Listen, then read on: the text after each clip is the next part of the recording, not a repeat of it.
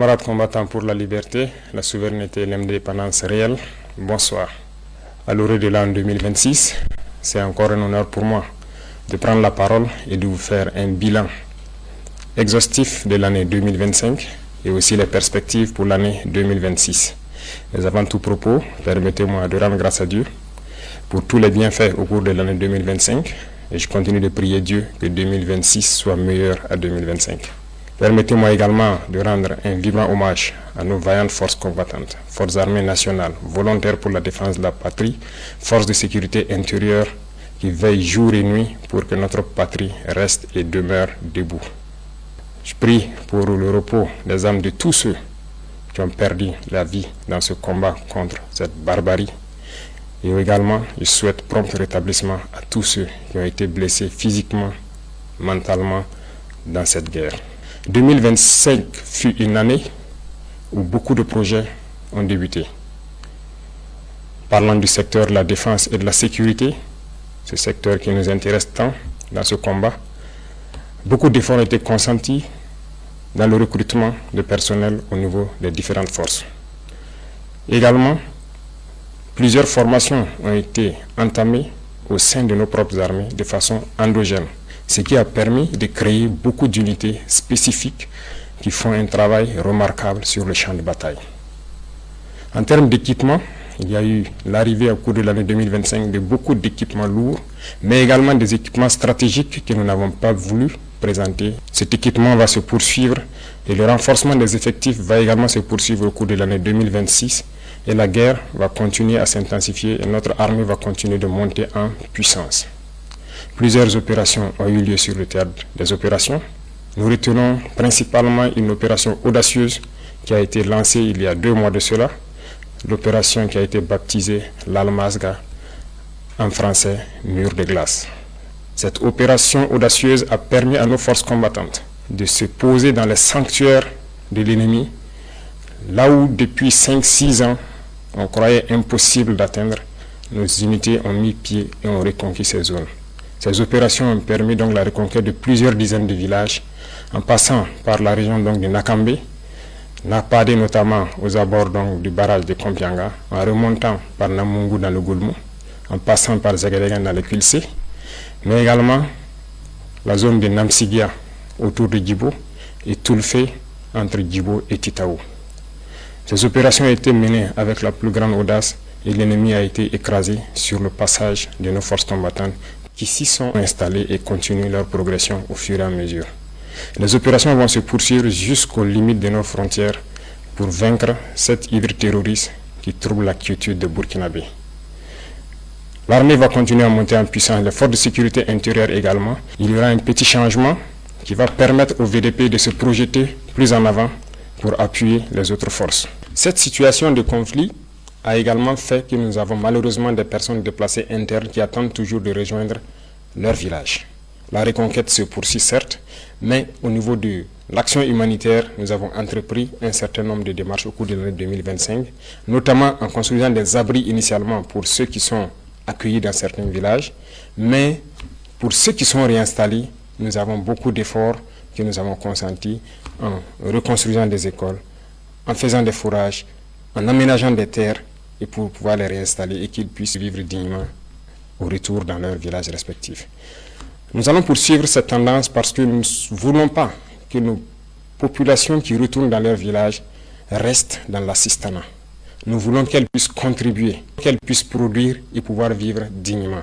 Voilà pourquoi le ministère donc, de l'Action humanitaire est basé sur les différents ministères pour pouvoir accompagner toutes ces personnes déplacées internes initiales au retour dans leur village, de pouvoir s'installer et avoir donc de quoi travailler dans leur village respectif.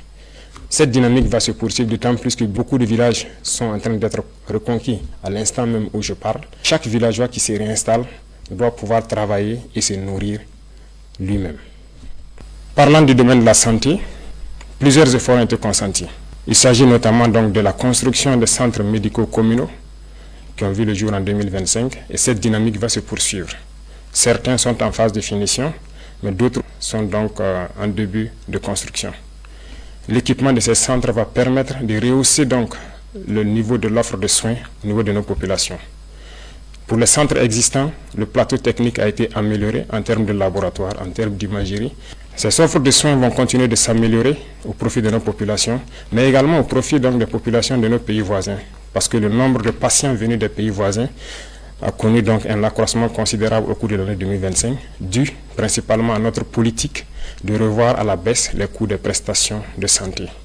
Nous allons poursuivre dans cette dynamique au cours de l'année 2026, avec la pose aussi des pierres de 9 centres de santé à l'image du centre de santé de Pala.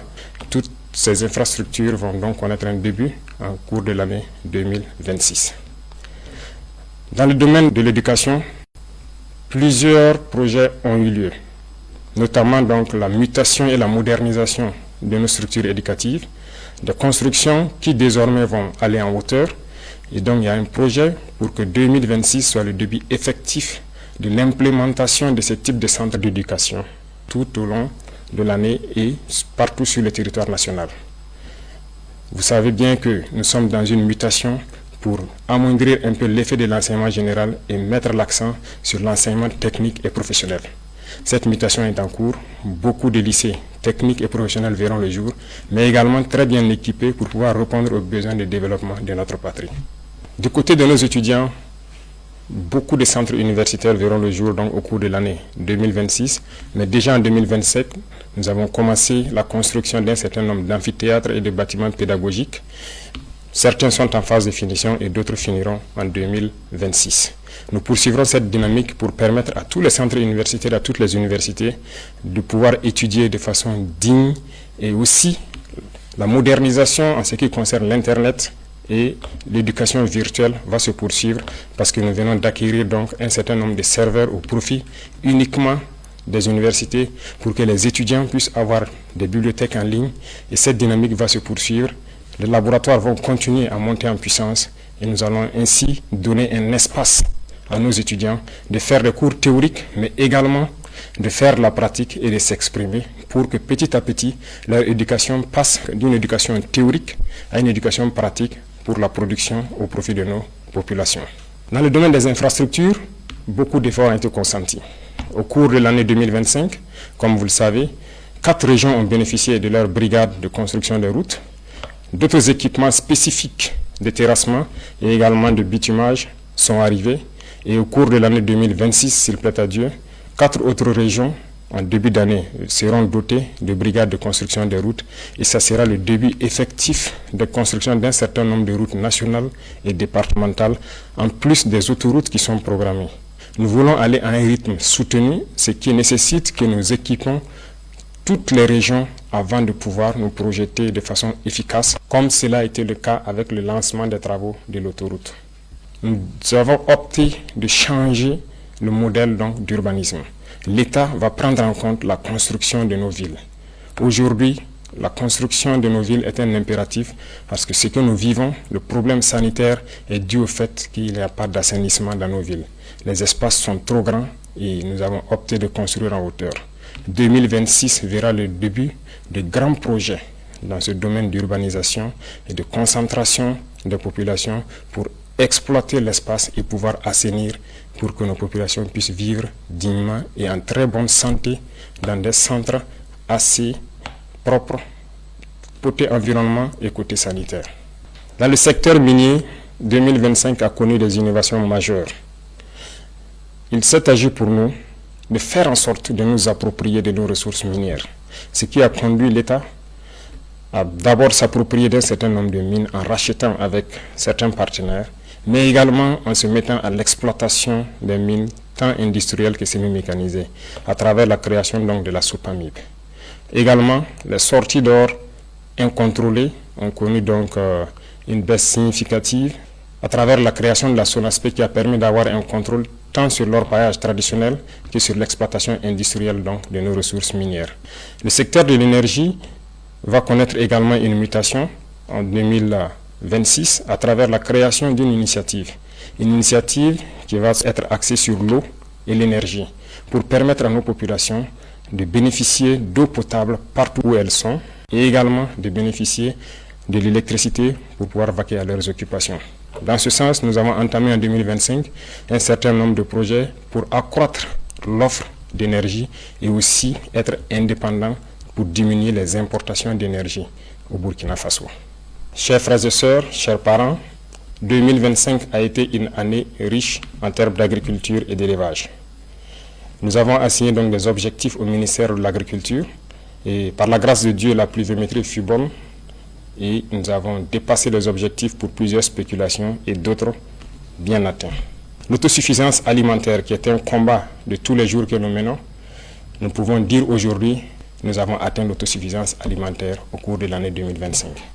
Nous allons poursuivre les efforts dans le secteur de l'agriculture, notamment en rachetant des machines tant pour les labours que pour les récoltes, en faisant des labours gratuits, fortement subventionnés au profit de nos populations, en subventionnant les intrants et également en leur fournissant des semences de qualité produites par nos chercheurs. Beaucoup de terres sont en train d'être récupérées par nos forces combattantes. Nous allons rapidement nous mettre à la tâche dès le début d'année dans l'aménagement de ces terres pour permettre à ces populations qui se réinstallent de pouvoir exploiter de façon sereine leurs terres et accroître nos productions. Dans le même sens, nous encourageons tous ceux qui sont dans la transformation, à petite échelle comme à grande échelle, de poursuivre les efforts et tous ceux qui comptent venir dans ce secteur de rapidement s'y ruer parce que la production va continuer à s'accroître. Nous avons aussi créé l'ONBA pour que les retenues d'eau puissent être réalisées dans chaque village. Ainsi, il ne sera plus question de cultiver au bout d'une seule saison, mais nous espérons pouvoir cultiver 2 ou 3 fois au cours de l'année. L'ONBA est en train de monter en puissance et d'ici là, dans chaque village, nous espérons avoir une retenue d'eau pour permettre aux jeunes de vivre leur métier d'agriculteur, leur métier d'élevage. Beaucoup de vaccinations ont eu lieu au cours de l'année 2025, pour la plupart gratuites, pour d'autres fortement subventionnées, ce qui a permis donc de préserver des millions de têtes de volailles, de bovins, de caprins. La pisciculture est en train de monter en puissance avec les cages flottantes qui sont installées un peu partout sur nos barrages, ce qui est une très bonne expérimentation qui a fait accroître la production piscicole de Burkina Faso et nous espérons que 2026 puisse être une année au cours de laquelle nous allons être suffisamment outillés pour atteindre l'autosuffisance et arrêter un tant soit peu l'importation de poissons d'eau douce au Burkina Faso. Les efforts vont se poursuivre également dans le secteur de l'élevage en faisant en sorte qu'en stabulation pure, les éleveurs puissent bénéficier donc de cultures fourragères et également à travers Faso Goulougo de bénéficier d'aliments de qualité qui seront produits et contrôlés par nos chercheurs. Tout cela contribue donc à atteindre l'autosuffisance alimentaire, mais également à participer à la transformation de nos matières premières et en vue d'une exportation vers certains pays amis qui voudront bien s'approvisionner au Burkina Faso. Camarades, dans le domaine de l'économie, 2025 a été une année prolifique pour le Burkina Faso. Je peux dire, en macroéconomie, sans me tromper, que notre économie se porte très bien. En témoigne, lorsque nous faisons le test d'aller sur le marché régional de lever des fonds, nous sommes toujours au-delà de ce que nous espérons. Ce qui prouve la confiance des opérateurs économiques et de certains bailleurs africains au Burkina Faso. Nous allons poursuivre les efforts, tant dans le domaine des impôts, de la douane, mais également de la digitalisation des opérations pour diminuer le risque de fraude au niveau donc de notre économie. C'est dans ce sens qu'à partir de janvier, il sera lancé normalement la facture électronique certifiée qui doit permettre au commerce de pouvoir se faire sans corruption. Et cela permettra donc encore d'accroître les recettes de l'État et de pouvoir mener un commerce sain au profit donc de nos populations. Nous allons poursuivre les efforts dans le domaine de l'économie à travers une économie saine qui doit permettre à ce que les investissements soient structurants et continuent à diminuer les dépenses de fonctionnement au niveau de l'administration. Les efforts consentis au niveau de l'agriculture, au niveau de la défense et dans tous les secteurs des infrastructures, notamment en prenant en compte la construction de nos infrastructures nous-mêmes, permettent de faire beaucoup d'économies d'échelle. Dans le domaine de l'énergie et de l'eau, les initiatives qui vont venir doivent permettre également de faire des économies d'échelle et de pouvoir investir dans des secteurs structurants. Tout cela doit permettre à l'économie burkinabé de faire une avancée significative. En plus de cela, les ressources minières que nous allons exploiter par nous-mêmes maintenant doit permettre en 2026 de faire un bond considérable en matière de PIB pour que le Burkina Faso puisse, dans un laps de temps, devenir une économie émergente à travers le monde. Dans le domaine donc de la culture, nous poursuivons les efforts, de sorte que nous revenons petit à petit à nos valeurs, à nos racines. Il n'y a que par cette manière que nous pourrons nous affirmer et développer notre nation. Je le dis parce que revenir à l'éducation technique et professionnelle et en combinant cela avec nos valeurs, nos connaissances endogènes, nous pouvons créer et innover à partir de ce qui existe et pouvoir arrêter un tant soit peu les importations d'un certain nombre de produits au Burkina Faso. Il y a beaucoup de savoirs endogènes qui permettent de transformer déjà nos matières premières. Il suffit d'ajouter de la science pour que cela puisse nous aider. Et la culture fait partie de tout cela et participe activement au développement de notre nation. Sur nos valeurs endogènes, nous allons mettre l'accent au niveau de nos écoles et des tout-petits. Parce que le Burkinabé, l'homme intègre, a des valeurs qui nous ont été léguées par nos ancêtres. Des valeurs d'honnêteté, des valeurs d'intégrité, des valeurs de dignité et des valeurs de patriotisme. Et tout cela pourra s'enseigner à travers la culture, aussi au niveau des tout-petits, pour que nous construisions le Burkinabé de demain. Beaucoup d'événements culturels ont eu lieu en 2025, mais en 2026 également, beaucoup d'événements culturels auront lieu et il y a des grands projets dans le domaine de la culture. Mais tout cela, comme je l'ai dit, doit être axé sur nos valeurs ancestrales endogènes qui doivent permettre de créer de nouveaux Burkinabés basés sur nos propres valeurs. Tout cela doit faire la différence avec le Burkinabé que l'impérialisme a voulu bien construire au Burkina Faso. Le Burkinabé nouveau doit être quelqu'un qui se départit de toute corruption et qui doit mettre la patrie au devant de tout ce qu'il fait. C'est à ce sens que nous pourrons vaincre ce terrorisme qui nous menace également aujourd'hui, mais également pouvoir développer de façon consistante tout ce que nous produisons ici et pouvoir être une nation puissante et émergente. 2025 a été une année d'industrialisation également. Beaucoup d'unités industrielles ont vu le jour, notamment dans la transformation de nos matières premières, et beaucoup de ces unités ont été accompagnées par l'État à travers le Fonds burkinabé de développement économique et social, mais aussi des banques étatiques. 2026 sera aussi une année industrielle beaucoup plus importante parce que nous avons beaucoup d'unités industrielles qui seront prêtes au cours de l'année 2026, mais également, comme vous pouvez le constater, nous avons accordé des financements à certains privés à travers donc des institutions étatiques et certains fonds nationaux pour les accompagner à la création d'unités industrielles qui doivent transformer nos matières premières essentiellement. Nous avons fusionné les fonds en 4 grands fonds qui doivent permettre d'aider tous ceux qui veulent entreprendre et qui ont un minimum dans le domaine principalement de la transformation et aussi de l'agriculture. Ces domaines sont très importants pour nous parce que c'est en produisant et en transformant ce que nous produisons que nous pouvons devenir une nation puissante. Et donc l'État, en transformant ces fonds, veut avoir une marge importante pour pouvoir aider tous ceux qui sont du privé et également les entreprises nationales, étatiques, qui doivent émerger en 2026 pour que cette transformation de nos matières premières soit une réalité. Également le domaine du coton, qui autrefois était exporté brut, la première unité industrielle sera prête en 2026 et nous allons continuer avec d'autres unités industrielles pour transformer notre coton.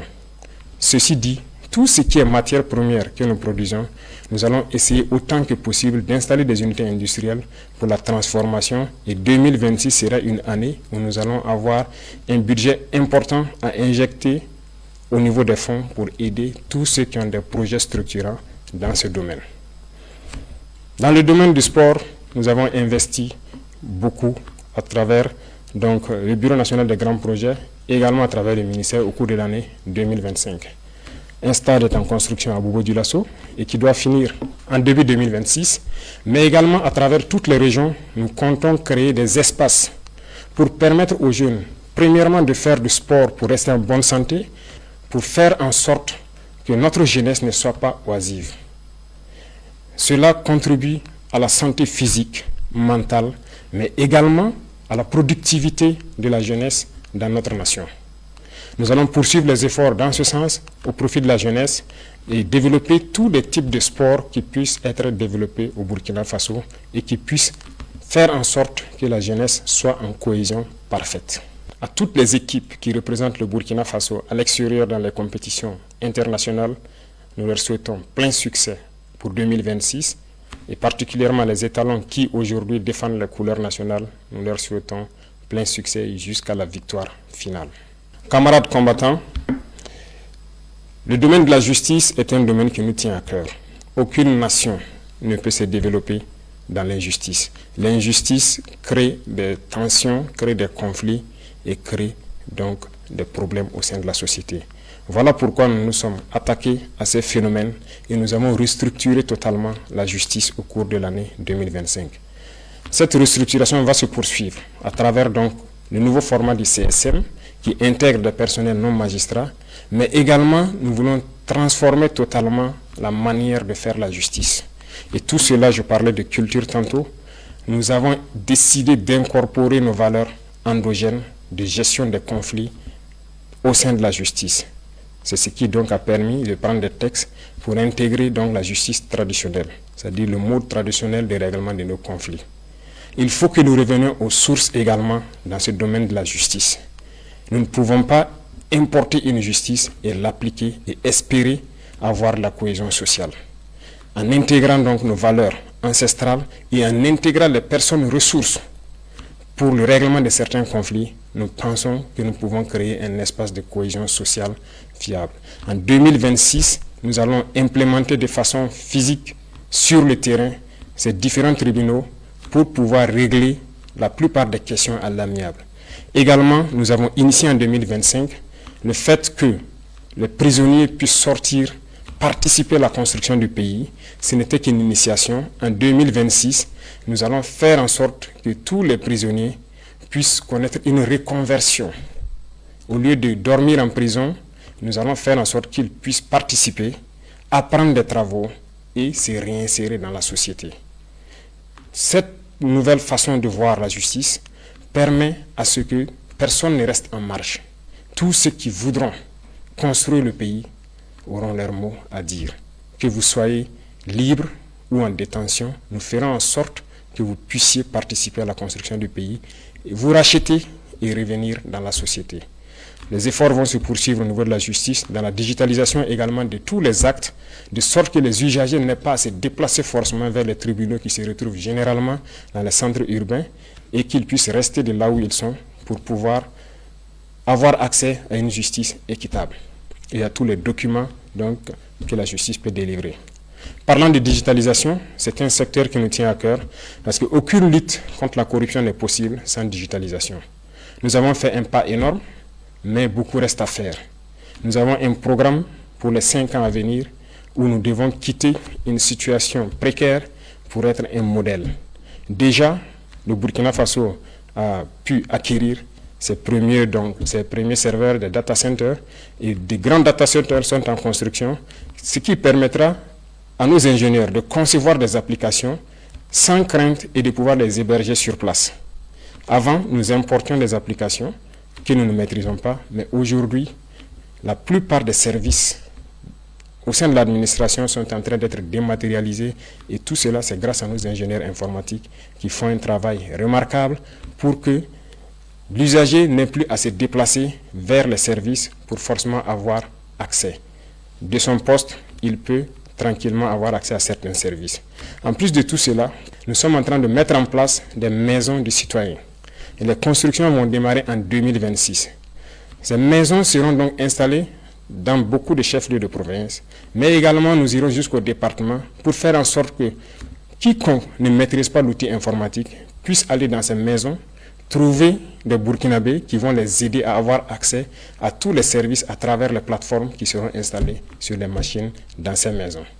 Cette digitalisation va se poursuivre et la modernisation de l'administration également va se poursuivre pour nous permettre de lutter efficacement contre la fraude et tous les abus qui puissent exister au sein de l'administration. Chers frères et sœurs, chers parents, vous avez pu constater qu'au cours de l'année 2025, nous avons dû faire donc les états généraux au niveau de l'administration territoriale. Ces états généraux ont conduit donc à des conclusions que nous avons exploitées et également donné une vision, ce qui a conduit donc à modifier le code des collectivités territoriales. Ce code a été modifié pour nous permettre d'avoir une nouvelle architecture. Certes, le redécoupage régional a évolué, mais la fonction des collectivités territoriales doit évoluer également. Parce que le développement ne se fera pas uniquement dans les villes. Le développement doit partir des villages. Et pour cela, il a fallu donc que nous touchions ce code. Nous allons installer des PDS avec des missions assez claires qui seront évaluées et suivies par les préfets, de sorte que tout ce que nous avons comme vision en matière de développement, comme je l'ai cité tantôt, puisse commencer au niveau des villages, impliquer tous les villageois et ils seront notés et évalués en fonction de ce qu'ils vont faire dans les différentes collectivités. C'est ce qui a amené principalement au changement donc de ce code et 2026 sera l'année où nous allons implémenter réellement sur le terrain ce nouveau code des collectivités. Au niveau de l'administration territoriale, beaucoup de choses ont évolué en ce sens que l'administration déconcentrée n'était pas administrée de façon efficace pour connaître qui exactement est à son poste. Le manque de ressources humaines a fait en sorte qu'il y avait un gros manque à gagner. Nous avons fait une évaluation au cours de l'année 2025 et nous nous sommes rendus compte que beaucoup de fonctionnaires fictifs existaient ou des doublons existaient. Le recrutement récemment, en cours de l'année 2025, de beaucoup donc, de personnel de ressources humaines doit permettre de les envoyer au niveau donc, régional pour ainsi faire en sorte que tout agent qui est affecté doit pouvoir travailler et contrôler à partir de la région. Et là, au niveau national, nous avons l'assurance que le service pour lequel il a été envoyé est rendu aux populations au moment donné. Cette modernisation va se poursuivre parce que ça doit s'accompagner d'une digitalisation. Du côté de la diplomatie, le Burkina Faso rayonne. Le Burkina Faso a allumé une lumière et cette lumière doit rester allumée pour toujours. Nous rayonnons à travers le monde et notre diplomatie est très active. Des changements auront lieu certes pour réorganiser le dispositif diplomatique à travers le monde entier parce que la géopolitique nous l'impose et cette réorganisation a déjà commencé en 2025 avec un certain nombre de réajustements dans le traitement donc, des diplomates, mais la réorganisation spatiale à travers le monde entier aura lieu en 2026. Nous allons rediriger notre diplomatie en fonction de la géopolitique actuelle qui vit notre pays. Le Burkina Faso est un pays ouvert pour tous les partenaires sincères, respectueux de notre souveraineté, de notre liberté et de notre dignité. Mais le Burkina Faso ne permettra à qui que ce soit, aucune puissance, de pouvoir nous imposer ce qu'elle souhaite. Voilà pourquoi nous devons continuer partout où nous sommes à faire en sorte que le drapeau du Burkina Faso flotte avec dignité. Et ceci pour m'adresser à la diaspora que je félicite pour ses actes patriotiques qui continuent de faire rayonner l'image du Burkina Faso à l'extérieur, de continuer à rester patriotique et intègre. Parce que lorsqu'on parle du Burkinabé, nous devons entendre l'homme intègre, l'homme digne, et c'est ce que nous voulons au niveau de la diaspora. Et les encourager à travers donc l'organisation au niveau du Haut Conseil de Burkinabé de l'extérieur à revenir investir au Burkina Faso leur patrie.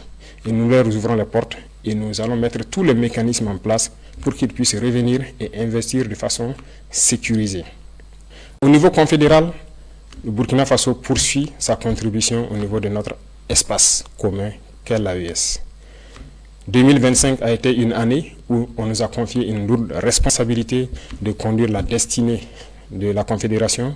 Nous avons pris cette responsabilité et nous avons promis de faire en sorte que l'AES rayonne à travers le monde entier. Et nous allons tenir notre parole et ceci, nous demandons à tous les Burkinabés de faire en sorte que cette mission qui nous a été confiée puisse être donc conduite avec succès.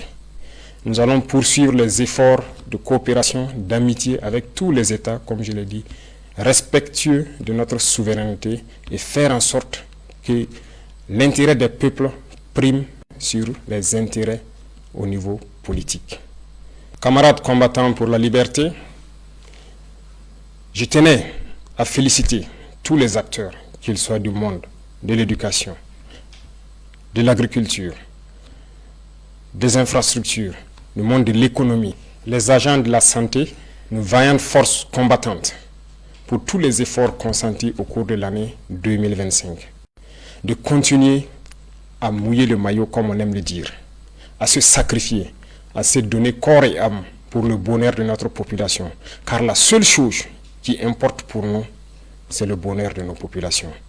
Tout acteur de l'administration doit avoir cela en tête et faire en sorte que ces actions quotidiennes contribuent au rayonnement de notre patrie.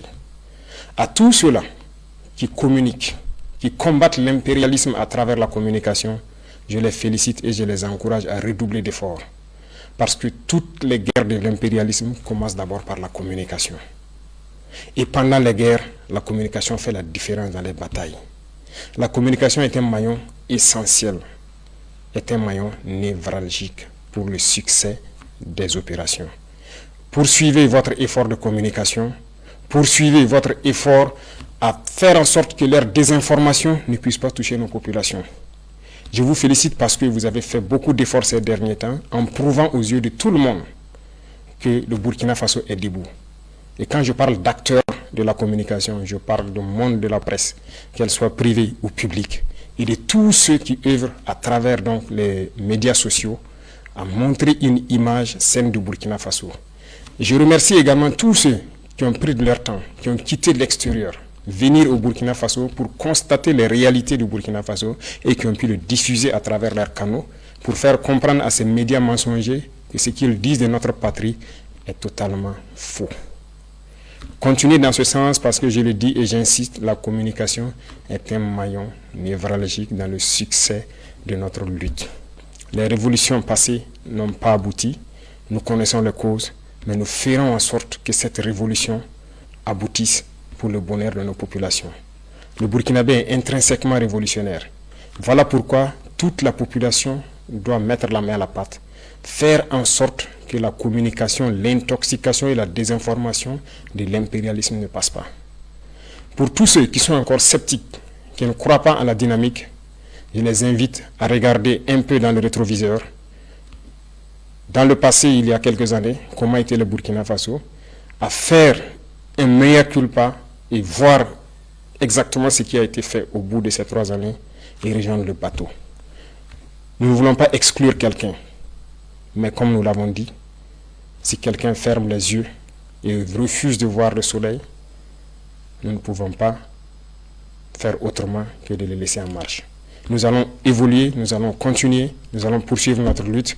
Le Burkina Faso vaincra, le terrorisme sera un passé et nous ferons en sorte que le visage du Burkina Faso qui est connu aujourd'hui, dans 5 ans, nous ne puissions pas le reconnaître. Bien sûr, le changement sera positif et nous devons le faire pour nos enfants, pour les générations à venir. Et ce combat est bien possible et il est déjà gagné. J'invite tout un chacun à redoubler d'efforts pour que 2026 soit meilleur que 2025. Vive le Burkina Faso, vive notre patrie libre.